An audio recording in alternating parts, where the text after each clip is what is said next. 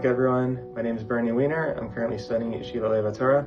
I just wanted to give a quick word of Divrei Torah based on some ideas I've been learning in my Tanakh class and connecting them to how the battle between the Jews and the Greeks wasn't just a physical battle between them, but rather also a philosophical battle that was rooted in the origins of humanity. To see this, we can look back to the end of Parshas Noach, when Noach is in his tent hungover and two of his sons, Shem and Yafet, came to help him out and bring him to safety. Their intentions while doing so teach us everything we need to know about what their descendants would become and the ensuing conflict that would happen between them.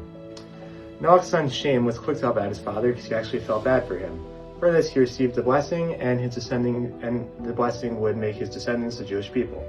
To understand everything we need to know about the Jewish people, all we need to look for is the name of their original descendant, Shem.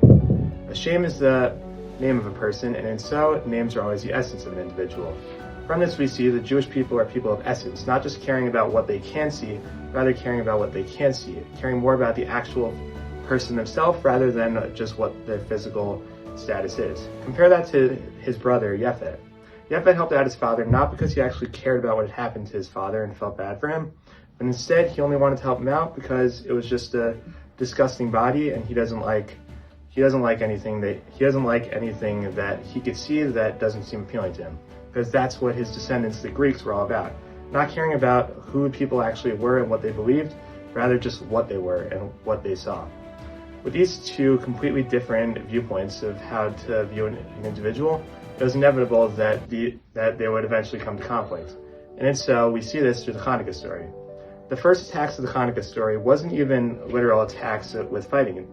It was more of the Greeks trying to get the Jews to lose the essence that they had inside of them, trying to get them to forget about stuff like the Jewish calendar or bris milah, which is imperfecting their incredible, perfect human body, because that's all they saw would matter.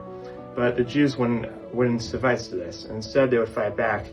And by doing so, it didn't even matter how big the Greeks, they could have 20 times bigger army, it didn't matter, because even if they did have the bigger physical army, it didn't matter, because the Jews had the really most important weapon that either army could have had in the battle, Hashem.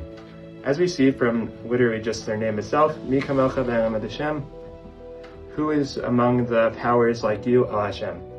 No matter what, they could have had 1 million people, it could have been one Jew. It still wouldn't matter. The most important factor was just the Jewish people believed in a greater, higher power, and so it ended up being what saved them. And so, happy Hanukkah to all.